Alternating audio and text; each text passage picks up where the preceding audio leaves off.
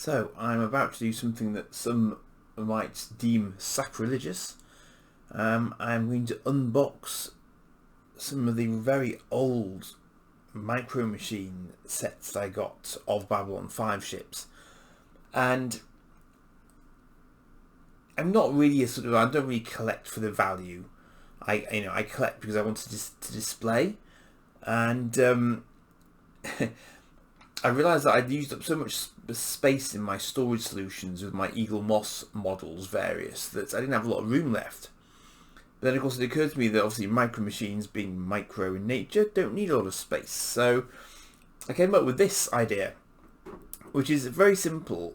It's just a standard sort of shelf space saving item that you can get from Amazon. This one's made by Copco. I mean, and it's designed to stack jars and stuff so you can easily access them, but it occurred to me that because these models are so small and their bases are so small, they will quite happily sit on this at 3 different levels and they won't get in each other's way because they're so small. And it just means that I can display more for the same sort of square footage. You wouldn't get an Eaglemoss model on this. I've tried. Their bases are far too big. But it should work quite nicely to get the entire fleet of Babylon 5 Micro Machines onto one display solution so that I can display them all on the same shelf and just, have them in sight rather than tucked away in boxes in a dark cupboard somewhere, which I think would kind of defeat the point of having them. So I'm just going to sort of open them all up, warble on as I'm doing it. I'll try not to spoil, but I guess inevitably I might do. So just take that as a sort of a light spoiler warning before I get into this. So I'm going to start with my most battered one. I'm just going to move these back so they're not knocked around too much. You might notice actually, I'll just run through these ones quickly because it's been a while since I did a video on these. I did show these coming out of their box originally, but as you can see, they're quite nice detail. I'll just take the ship off the stand. The stands are nice and clear and clean because they haven't been exposed to sunlight, so they haven't yellowed because they've been in their boxes. So that's quite an advantage, and I'll try and keep them out of the sun now that I've got them out.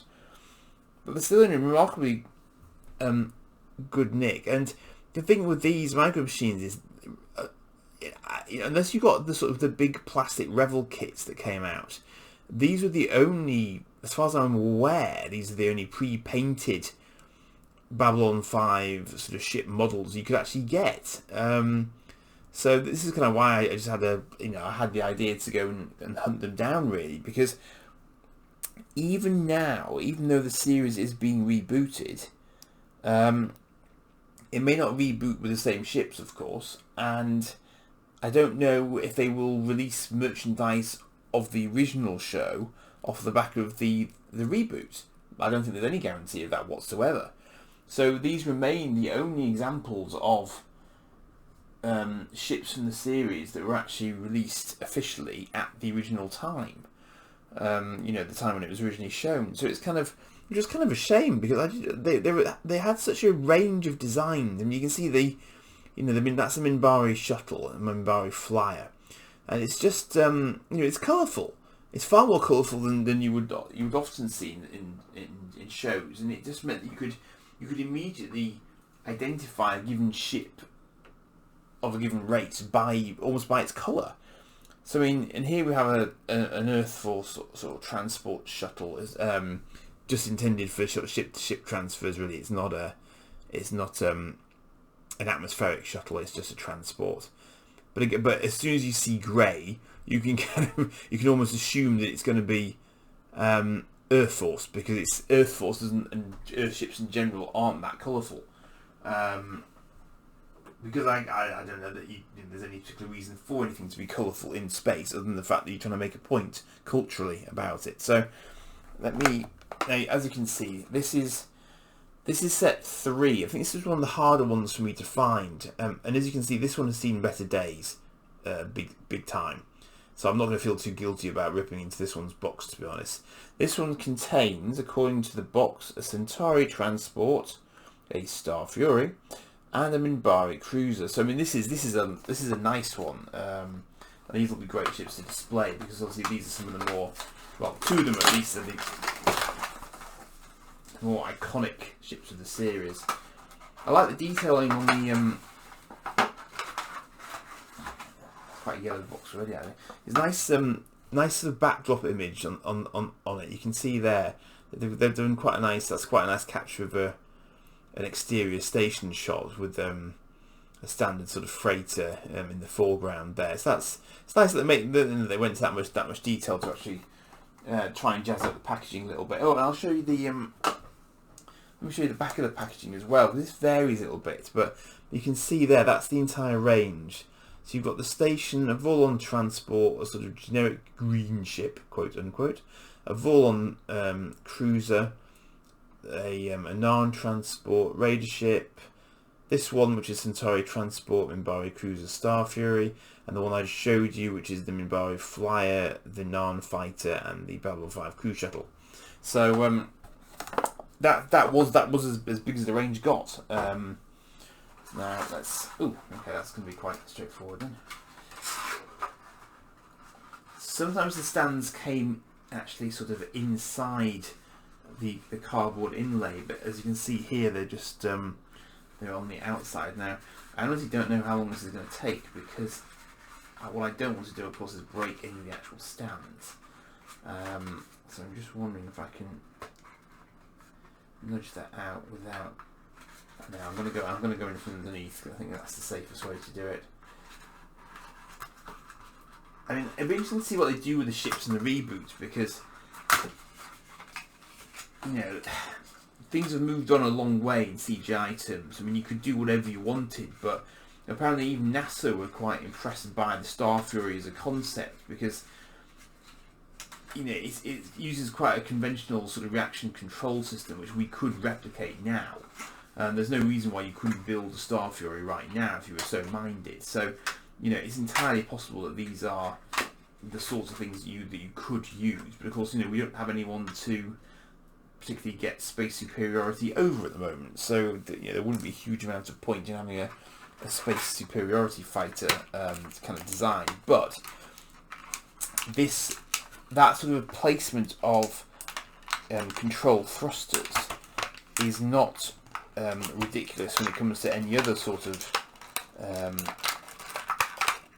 you know, space vehicle that would need to maneuver. So if, for example, you wanted something like a work beam from Star Trek, then you know you could use a Star Fury configuration for that, and we do see that in the series. There are sort of maintenance bots, well, sorry, not maintenance bots, that's something else again, but there are maintenance type manned ships that look like a bit like Furies, but they're the sort of the JCB style Furies, I suppose. Speaking of which, I'm just trying to get the Fury out safely, which is proving trickier than anticipated. What I don't understand is why they felt that, well, I suppose they felt the need to wire them in to keep them in place, but if someone was going to steal one of these, they would have stolen it in its entirety, I think, rather than trying to steal an individual ship out of it.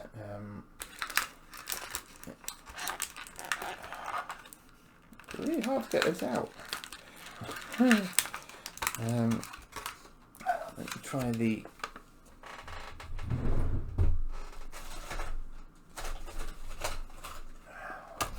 Great, got the world's biggest pair of scissors to do this with, but anyway.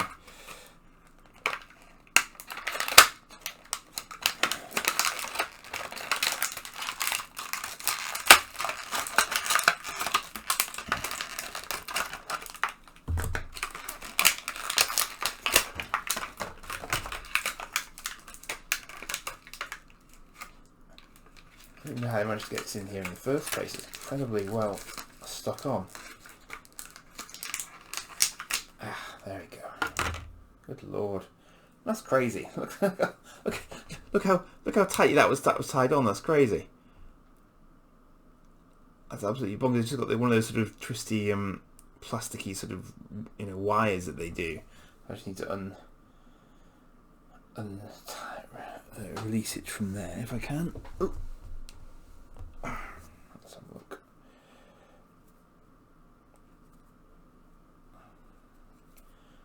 I'm not doing this last thing at night, otherwise it would be impossible to have enough dexterity left to do it.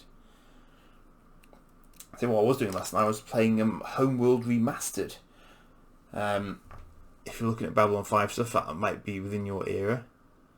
It's so light, it's funny.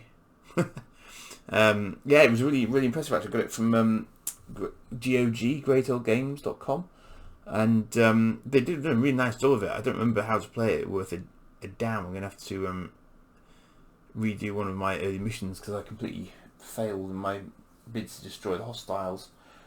But I'll have to work on that. I've completely ignored the Port Centauri transport here. Hang on. Oh, that's going to be a bit tricky, that. That'll be one of those times when a little bit of good tip I got the other day actually from one of the Eaglemoss ships is use a little glue dot to sort of loosely fasten something on. There's a little Centauri transport. So again, I mean, you could, although that's not as colourful as some other Centauri ships, you can immediately sort of, it's got a very distinctive style to it. They're quite like their vertical fins. Even I've got to hand it to the effects crew. They did an incredible job of sort of universe creation with the ships. So as it flies that way, they really did. It was really, really impressive. And it's quite clever as well because the cockpit on the Narn fighter here I think is the same as the cockpit on the Star Fury. So they quite cleverly reuse some of their models to save themselves time, which makes perfect sense. No point starting from scratch if you don't have to, I guess. Right, let me see if I can get the Minbari cruiser free now. I think there was a set that just had the Centauri cruiser in it actually. I'm not sure if that was bigger than everything else, or quite why that was, but maybe it was a sort of a one-off thing. I don't have an example of that. I still don't quite see why these are so difficult to get out.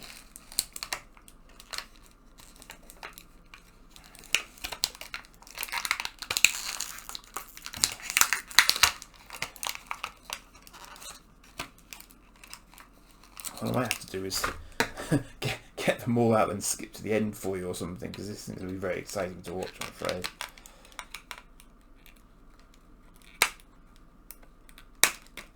I regret doing that, but I've marked it doing that.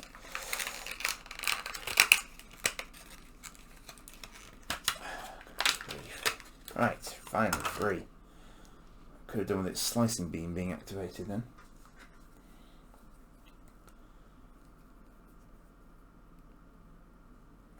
They've done that. They've done this one very well though, because this would have been a real challenge to actually stand up. But there's the modern war cruiser. It's not quite as imposing at this scale, but again they've done what they can with the colouring and so on at this sort of scale. It's recognisable, put it that way. It isn't Eaglemoss. I mean, Eaglemoss could absolutely go to town on this stuff. There's no two ways. It would be perfectly within their abilities to do this sort of stuff. But I suspect that I can't believe they haven't asked a question of someone somewhere as to whether or not they could actually do it, because there have been plastic model kits released of them in the past. This is going to be this one's going to be a so-and-so to stand up, I think.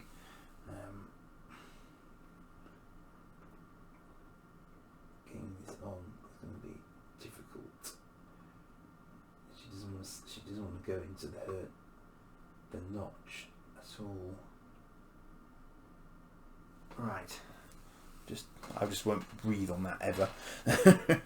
That might be a glue dot job, I think. So this I think is a box design that came, I think, went after after the original ones, when they obviously felt they were going to do more. So if you recall, let me in fact just compare these for you. Yes. So you'll see there are originally there were 12. So those were the original 12 released there. But what they then did was add the ones on the end there on as well. In fact, they're not all on the end, are they? Oh, that's right. Yes, they're going horizontally. So you can see that the one's the same as the one on the left, then 2, then 3, then 4, but then 5 and 6. So these guys here were the ones that came slightly later than the original run. And then we got some nice ones in there as well, because you've got the Narjaquan heavy cruiser in there on the far right corner, which is a nice ship. Always love beautiful ship in the series. A nice little Centauri cruiser there as well, Centauri and passenger transport, so rather than cruisers perhaps. So and this is actually the one with the passenger transport. So these guys' official names are Earth Alliance Atmospheric Shuttle, and Narn Heavy Cruiser, and Centauri Passenger Ship. So the Narn Heavy Cruiser there is very, very interesting, because we don't really see it outside of Midnight on the Firing Line, I think we see it that once. I'm trying to think if we also see it when one of the quadrants is attacked by the shadows. I think there might be one docked there, but after that we never ever see them again. I'm not entirely sure why that is. I'm perfectly honest. I just don't know. I don't know why that is, but we don't anyway. But they are shown briefly at one point, so they are kind of canon. But I don't think we don't actually ever get a canon name for them, though, if I recall correctly. I think they're mentioned again in a season 3 episode. I think they're referred to as dreadnoughts, I believe. Might be making that up. I hope I'm not making that up. But so this is a very different box design again, because this does not have the background that I was talking about before. Can you see that's just a plain blue on the back? It's not as interesting as the other one, I don't think. I think some of these were European, some of these were US boxes that I ended up with, which may explain the difference. Yeah, that was 2257 on the back of that one. Okay, so and again, you'll notice that's a different layout to the layout previously. So that last one had the stands on the top. The stands are actually in here. Initially, I thought I'd gotten one without stands, which I was going to be miffed about. But I think in my original unboxing video, when I got one set out, I realised fairly rapidly that actually it wasn't a DOS set at all. It was just that they'd chosen to encase the stands inside. So as you can see, the stands are just in there and in a plastic bag of their own, which I'm happy to report is actually there. Although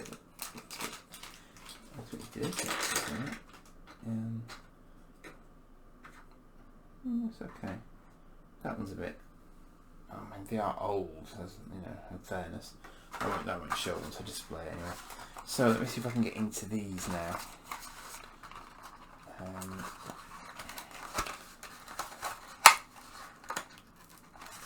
And again, I'm very, very determined not to let anyone just grab them.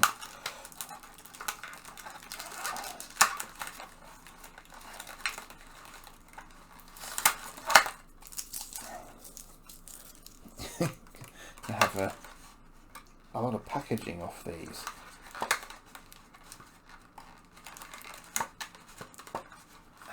I've been going 20 minutes already trying to open these.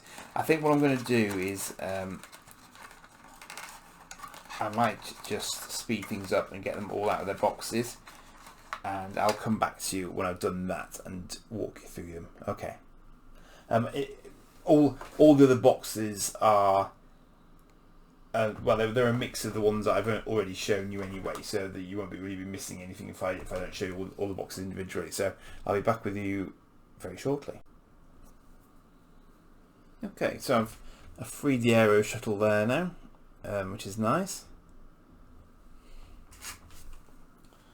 Just put that on the display.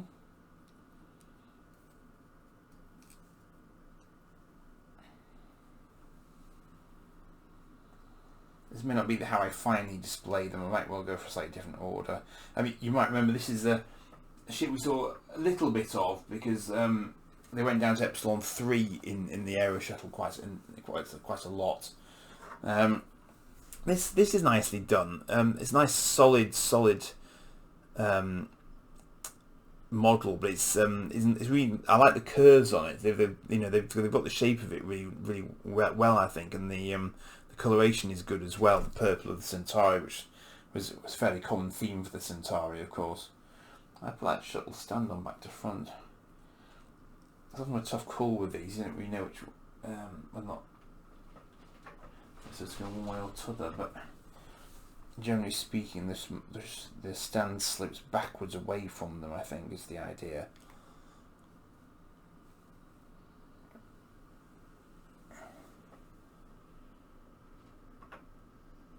They balance really well, actually. I mean, they're very stable because I mean they're not very heavy anyway. But at least they've actually gone to the effort of giving you stands. It's not necessarily a given. And this is the non-dreadnought that I was telling you about, which we don't see a lot of. And it's called a heavy cruiser here, but I would call the other Narn ship a heavy cruiser actually. But that's just me personally.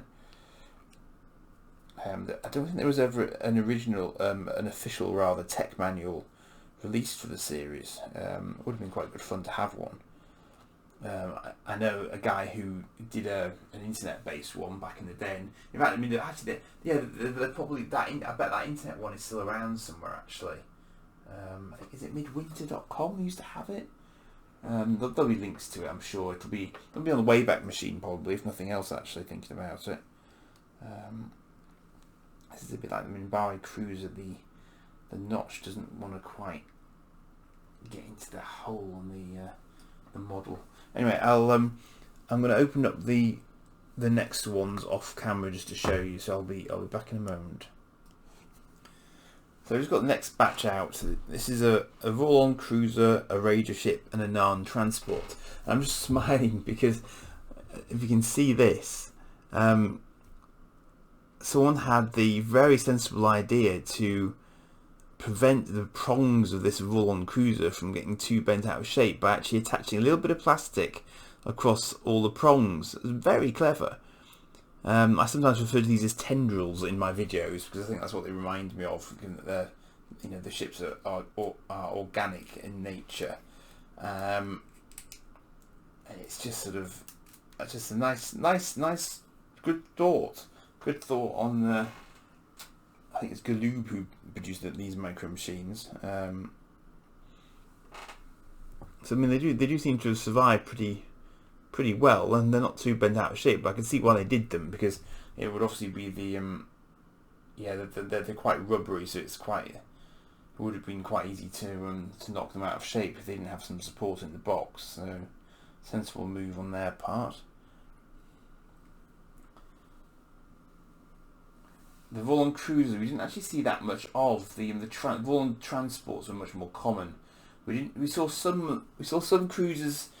It would be seasons 3 and 4 when you saw those. I think they did actually appear in the pilot.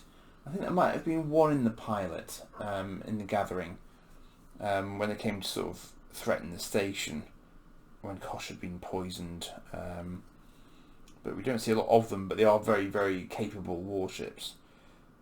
This one is the Narn transport. If I can get it, I'll just show you it on the camera there. Just struggling to get onto that. Well, I'm struggling to get it onto its stand. Again, we saw these little bit. Notably, one getting blown up when Jakar was expecting a plant from home, which he needed for a particular time. Sinclair managed to logic a way for him to still do the necessary ceremony, however. But it was tight. But I rather enjoyed them, and I think they were actually weaponized as well. They did have some armaments to them, because I seem to recall them having a scrap with similarly equipped Centauri transports around the station during the non-Centauri War. So it was quite a nice little design. Maybe the only time a non-transport has ever tried to take on a Vorlon ship. Some of them are very difficult to attach on. I don't know if this is just time or general kind of production quality, but some of them can be very difficult to actually attach onto the stand. And that's one thing where Eaglemoss does do very well, because all of their stands are actually specific to the ship model. I'm planning to move this forwards later on, but I can bet you bottom dollar that half the things will fall over when I try and do it. I've lost my Raider ship. Now these guys always remind me of Mambas from the original Elite. Actually far more detailed than the Mambas, but basically they're a flying triangle, and probably I think they were established to be atmospheric as well. So that's why they're sort of wing shaped. It's because they're designed to go into atmospheres where the Star Furies weren't. But it did mean they were slightly less capable than the Star Furies as a result. But they were the main sort of protagonist fighters in the first season. We don't see them so much after that. But they were the ones to sort of look out for, and the ones involved in doing raids.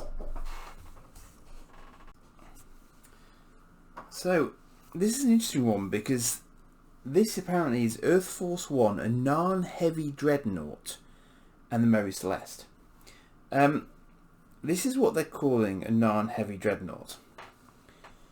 That, to my mind, is not a Narn Heavy Dreadnought. That is a Jaquan class cruiser. They haven't done a great job with that one. Sorry guys, wherever you are. I think that should be a brighter sort of red, and I think the stripes shouldn't be quite that obvious.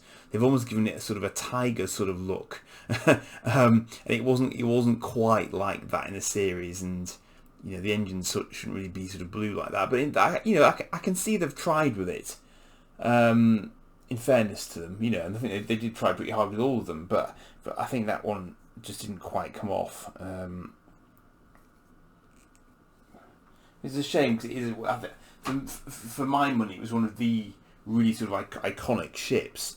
Because it just looked like it meant business, and it could pack a real wallop.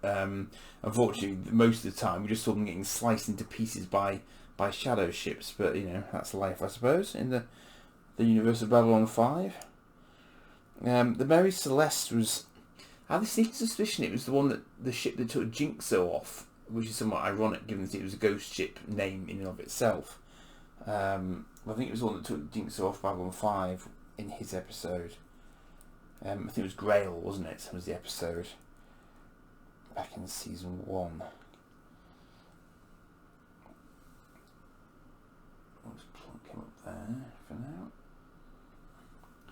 And then of course Earth Force 1, which again was a fascinating design. I can't remember if she actually span at all to produce gravity, but this was the equivalent of Air Force 1. So obviously it's in space, so it's Earth Force 1.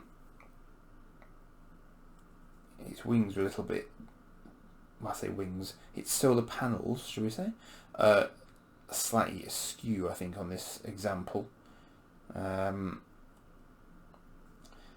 you recall this was a critical ship that we only saw briefly once in season 1, or maybe a couple of times actually, when it was on a presidential tour basically, and the vice president had left it very conveniently, and then it went boom. So we don't see it for very long because it largely ends up in pieces. But again, it was one of those really sort of interesting ship designs. Now I just have to figure out where you're supposed to plug its stand into. I was curious, where are you supposed to plug its stand into? I thought it was going to be quite a bright day when I filmed this video, which would have made this sort of task easier, but unfortunately it's gone pretty horrible today. Do you know what? I really can't figure out where on earth you're supposed to mount it.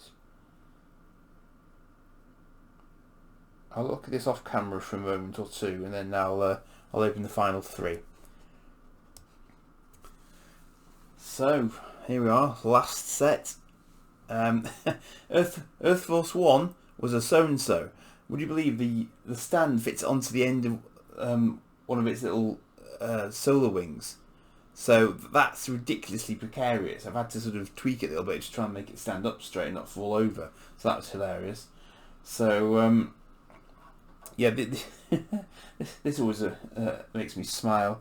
The official name for this ship, according to the box, is Green Ship. It's just the Green Ship. That's all we know about it. It's called the Green Ship. Clearly, no one could think of another better name to give it, even though it's one of the more interesting ones, actually. I think this was actually used by Psychor as a sort of transport ship at one point.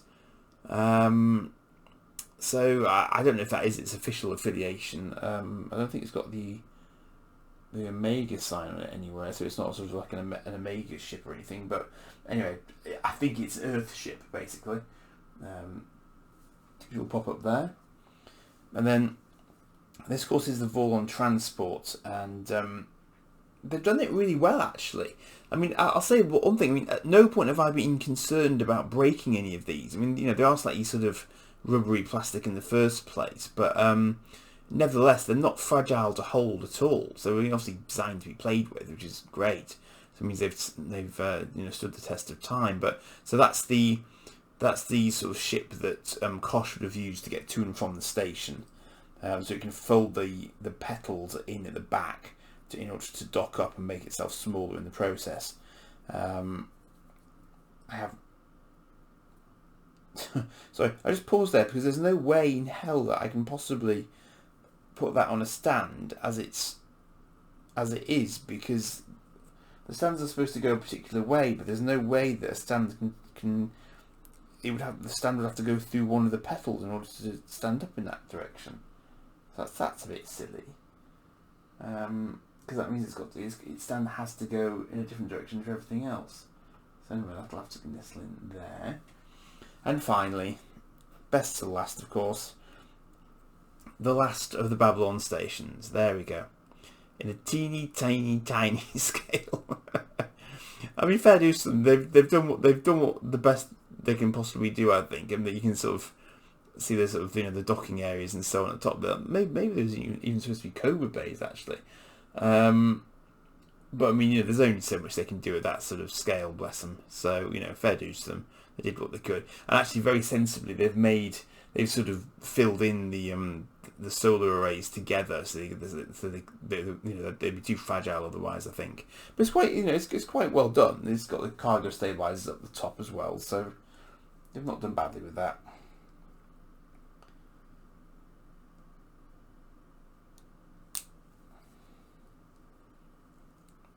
So I'm trying to get it onto its stand so I can complete the look. And wouldn't you just know if it's going to be one of the ones that's awkward to get onto its stand? Okay,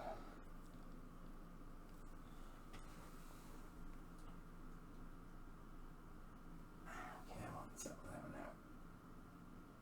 There we go. Oh no, nearly. So I should have blue peated this. Try again. Still not convinced.